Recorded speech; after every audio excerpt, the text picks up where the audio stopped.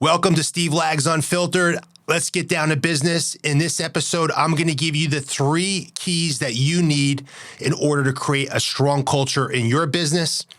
And at the end of the podcast, I'm going to give you a bonus factor that's needed on top of these 3 keys in order to be able to maintain an amazing culture in your company. Let's go. And now, introducing your host, Steve Lags.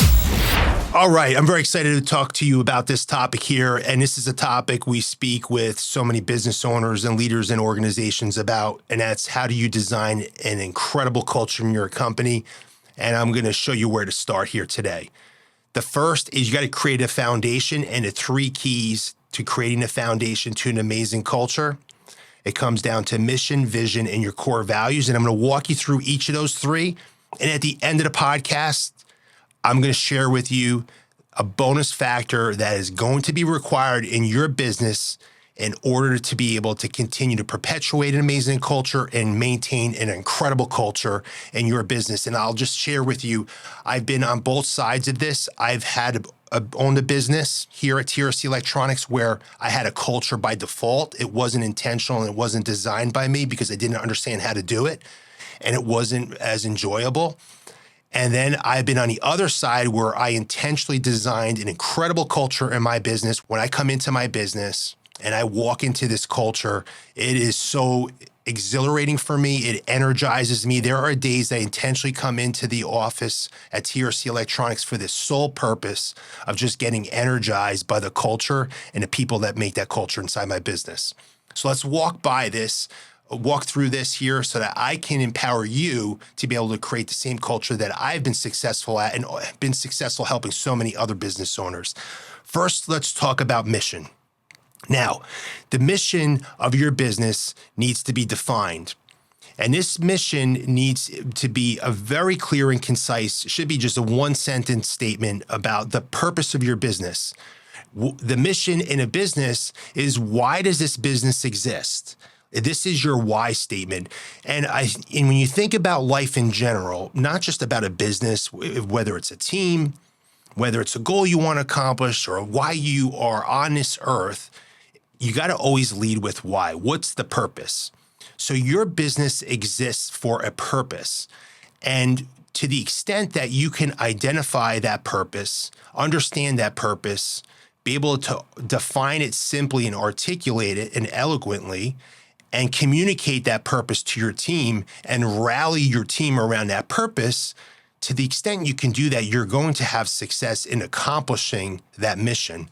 So if you think about, if you're on a team and the mission is to win a championship, that's why we exist right now. We were playing a season and our mission is to win the championship. That's why we exist.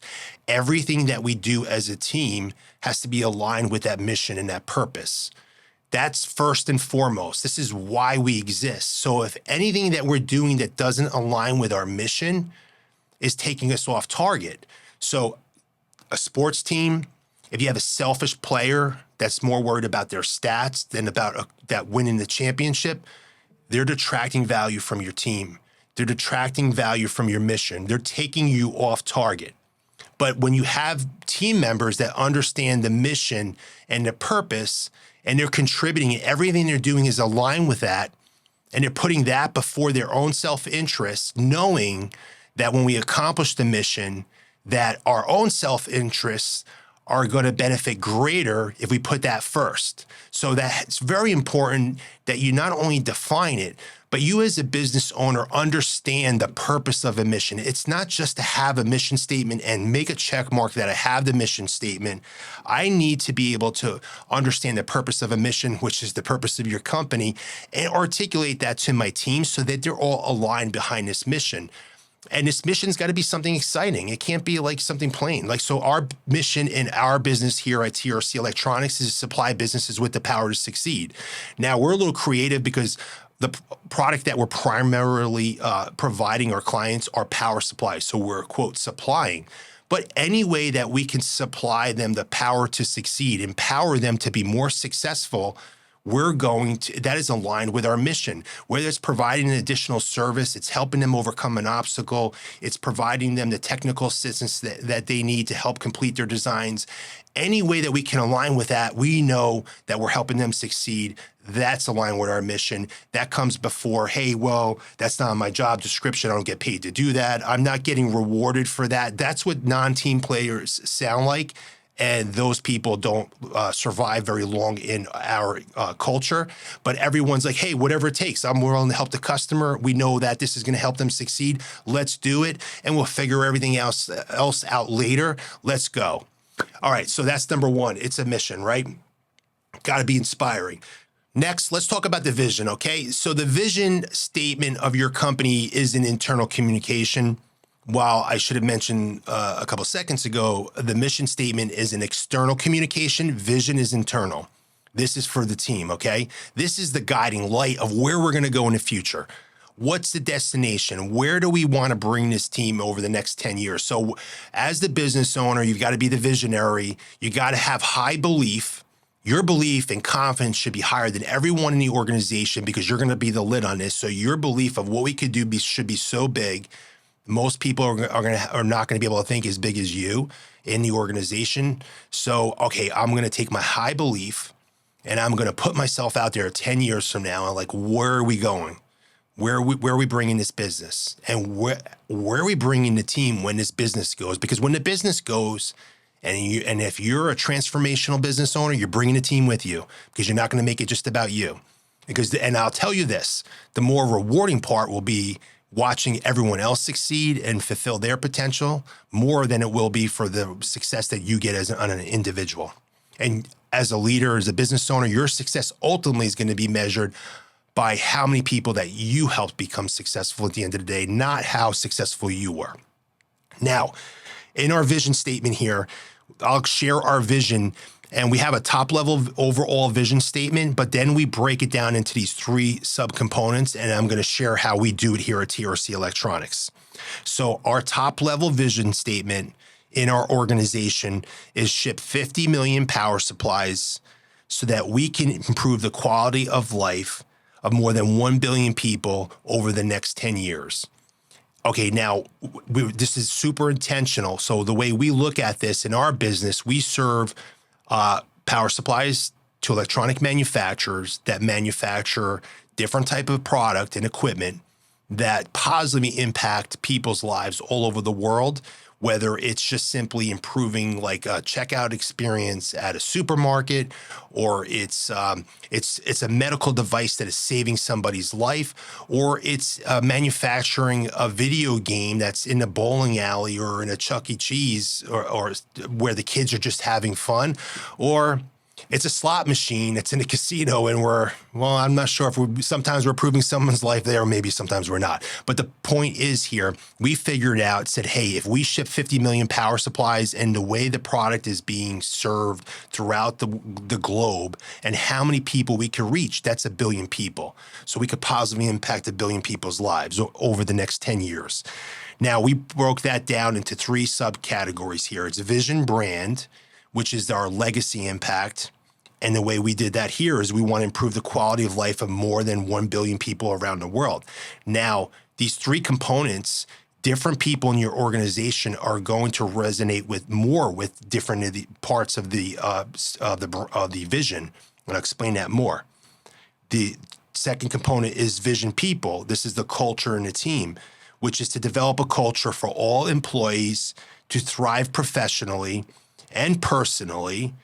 Their involvement with our organization will help them achieve greater success in their life. So now that's the vision for the people in the organization. We want their association, their involvement with our organization to improve their lives personally and professionally. That's very important for us. And then finally, the vision for revenue. So that's the financial outcome, and the financial outcome is to achieve $300 million in revenue in 10 years. Now, you see, you've got a money part of it, financial.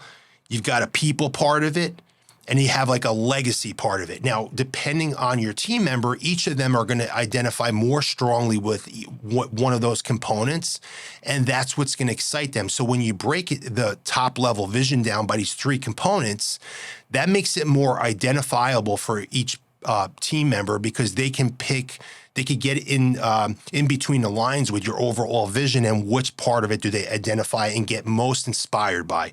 So that's really super important, because look, everyone wants to be part of something bigger. They want to be part of something bigger, something big. If you have a small vision and your vision is like, if we impact 100 people over the next 10 years, it'll be great. Well, people aren't going to get excited about that, because that's not a big vision, and that's not really something to get super excited about. I'm not going to go to war over that. I'm not going to battle through all the obstacles and overcome the setbacks that are sure to come along that path in that journey over the next 10 years. So you want a really big vision. That's really super important. And talented, remarkable people want to know where the business is going. They want to know why it exists and where it's going, because talented, remarkable people are going to want to have purpose, and they're also going to want to be part of something really big and go on that journey with you. So this, just a final thought about vision. It is your company's internal guiding light. Now, third part of establishing and the foundation for an amazing culture, where you intentionally design an amazing culture in your organization, is going to be your core values. Now, core values are not core values just to say, hey, I've got a bunch of core values and we put them on a wall somewhere. And then I ask the business owner what your core values are, and they can't even tell you what their core values are. Then you don't have core values. You have core values if, number one, you've identified them, and I'm going to guide you on the process of making sure how you select core values that will actually be applicable successfully in your business. You actually live by them, you hire by them, you perpetuate them. They're spoken about in the organization, and decisions are made, and it's a guiding light for you. It's a guidance for you filtering decisions through your core values. If you're not doing that, then you don't really have core values, even if you say you have them on a wall. If you got 20 words, no one knows your core values. So first and foremost, your core values should be 3 to 7 words. And it shouldn't be more than 7. Once you go to 7, you got too many. No one's going to ever remember them. They should be clear and simple. These core values, they've got to apply to your entire business. It can't be a core value that only applies to your marketing team. It doesn't apply to the rest of your business. And when we select our core values, we want to make sure that a few things can happen according to these core values. First is, okay, can we filter decisions through these core values? All right, that's important. That's the easy part. And then the second part is, number one, can I make hiring decisions based on my core values, where I can say, hey, this person aligns with these core values, so that they're qualified culturally, they're culturally aligned, and I can hire them. Can I reward based on these core values? Are these core values, when I do an annual performance review, that I can reward someone for being super aligned with these core values? And finally, are these core values that if I needed to make a core value decision, that I'd be able to exit an employee from the organization because they were not aligned with our core values? So for an example, a core value of love, while we might all share that here, it's not applicable for a business to have the core value of love, because how are you going to hire and fire and reward people based on that? That's something that you're not going to be able to defend. You're going to cause a lot of problems for yourself. So you want to make sure that these are core values that are going to be able, I can do performance reviews with them. I could put them through an assessment in my hiring process. And I'll talk a little bit about that in a minute. And ultimately, if someone's not aligned and I can't get them aligned with the core value, I can exit them from the organization. And I could tell you, when you get really dialed in on your core values and you know how to properly leverage them in your hiring process, and then you perpetuate them in your organization, you're really going to strengthen the culture. Because when you have people in your organization that are culturally aligned and they share values, and you get really good at identifying people that share these values and bringing them in and hold them accountable to these values, It creates a lot of harmony in your business, and it reduces a lot of bullshit and a lot of drama in your business. So get these dialed in. Now, in our company, we have 7 core values in TRC Electronics. It's trustworthy, resilient, committed, intentional, transparent, accountable, and disciplined. 7 core values. Now, when you first create your core values, put them in an order that you can create some type of the first letter of each word where I can create some kind of pattern I can remember. And we did that intentionally. We did TRC, ITAD. Okay, good. That allowed us to remember them fast. So a lot of business owners, when they first create them, hey, these are important, but like I gotta get these dialed in. Put them in some type of order so you can remember faster. Because if you're going to need that, you can help other employees that come in the organization. Hey, this is how you help study and remember our core values. Now, we break down our core values into 3 particular buckets. It's belief, operational, and leadership. A belief is about the level of confidence you have and what you believe can happen. It's your operational effectiveness. That's about how operationally effective you're going to be. And leadership, even though someone might not be in a leadership position, everyone has leadership where they lead themselves. And every person that leads other people, they first have to master leading themselves before they can lead other people. And you want people in your organization that can lead themselves, because you don't want to be a babysitter and babysitting someone on the basic functions of life, such as simply getting to work on time. That's a lack of leadership. You don't want people in your organization that you need to babysit because, hey, we're all adults here and we got bigger things to work on and accomplish than just the basics of life. Now, belief. We're going to start with that. So 2 of our core values, discipline and resilient, they fall under the bucket of belief. So think about this. I'll take resilient, for example. To the level that you're resilient is going to be to the level that you're going to be able to have confidence and belief and you could do things. Because if you lack resilience, I could tell you right now, you're going to have low belief in your life. All right, let's talk about the operational effectiveness bucket. We've got committed, accountable, and intentional. So let's take one of those examples there. Committed. So if I will be operationally effective if I'm committed. And I'm only committed if I'm fully committed to the process. So what does commitment look like? Commitment isn't just like, hey, I'm just committed, guys. I'm so committed. No, commitment is being committed to a process, following that process. And when I'm committed to a process and I follow that process, I'm going to be operationally effective. Okay, the bucket of leadership, we have transparency and trustworthy. Okay, let's talk about trustworthy. So if I'm not a trustworthy person and I'm not someone that you can trust, well, then I'm not going to be effective in terms of my leadership, leading myself. If I can't even trust myself, can I trust myself? If I'm lying to other people, I'm probably lying to myself. If I'm not telling the truth to other people, I'm probably fooling myself as well, and I'm having a hard time leading myself.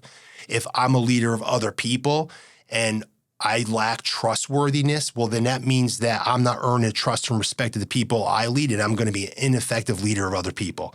So that's how you work that through. And we work with a lot of business owners on how to, we can guide them through and help them establish that. Core values are super important, guys. Make sure that you've established them. When we recommend that you have some key stakeholders involved in that process, and you start off with 1 million core values, and you narrow it down based on being able to hire, fire, and reward off of them. And in some of them, you'll realize, wow, we got like 2 or 3 core values that really are the same thing. Let's just pick one of the 3, and once you select those, then you start using them in your organization. One of the ways that we use them to hire people, our last step in our interview process is having every new potential employee in our organization do a core value presentation of our core values. So from the very beginning, we're asking them to demonstrate their, number one, understanding that they understand the core values, that they've, second, demonstrated those core values in their life. And third, how are you going to demonstrate those core values when you join our organization? And think how powerful that is. Because number one, you'll filter certain people out that, hey, I'm not even going to try and be phony about it. So I'm not even going to show up for that particular step of the interview process. So you filter those people out. You also filter the people out that don't have the courage to make a 6-minute presentation in front of the hiring manager. So if they're not willing to have the courage to do that, they're probably not going to have the courage and be able to take the risks they need in life and to be successful professionally. You filter them out. And then when they come and do the presentation, you're going to see how much did they invest in the presentation. Did they actually prepare, and are they showing up to that presentation? Because if they're not going to put the energy and effort into that 6-minute presentation to earn the job, do you think when they come into your organization that they're going to put the energy and effort to be successful at that job? I don't think so. And then when they do provide a presentation that they did put some energy and effort into and they come prepared, you're going to be able to get a good read on whether or not they fully align with your core values. And then you'll have the confidence, wow, this particular person is culturally aligned. I'm excited to bring them into this organization, and now have the confidence to make that job offer and welcome them into our amazing culture that I guard and protect and make sure that it stays strong. All right, so those are 3 things you need to do to establish the foundation in order to design intentionally an incredible culture in your business. But I said there's one bonus factor that you're going to need in your organization in order to keep, it'll be the glue that keeps this all together, that actually allows this to actually happen and flourish. Once you do successfully design and create amazing culture in your company, how are you going to make sure that it stays strong? And what that ultimately comes down to is leadership. Now, if you don't have leadership in your organization that is extremely strong, and I don't mean one leader, but you have leader of leaders, and you have multiple leaders in your organization leading other people, as well as people effectively leading themselves, where you're empowering them and you're showing trust in them to be able to lead themselves, where you're not micromanaging them. You let processes micromanage. What you're doing is you're developing them. This is how you maintain that culture, and you can keep that culture strong, because you could have established this and you have a lack of strong leadership in your organization, and all this will collapse and mean nothing, because nobody will follow your core values. Nobody will hire according to your core values. Nobody will hold people accountable to the core values. Nobody will live the mission. There'll be selfish people in the organization. There'll be lack of teamwork. There'll be just people more worried about what the back of their baseball card stats look like, not what the team stats look like. So leadership is so important. And guys, on the next podcast, I'm going to talk more about leadership, because this leads into that topic and how important leadership is. And I'm going to walk you through some important facts on next week's episode of Steve Lags Unfiltered. Now, if you want some assistance with establishing your mission, vision, and core values in your organization, I got great news for you. I can provide that for you.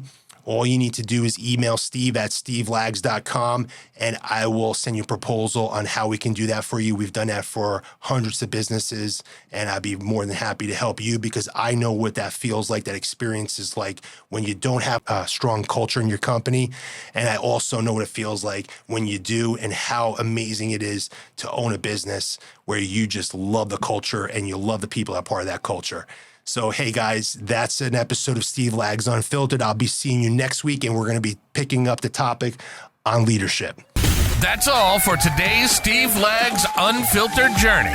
Subscribe, rate, and leave a review to fuel your success journey. Also, be sure to listen to us on your favorite podcast channel or outlet. Stay tuned, stay unfiltered, and we'll catch you on the flip side.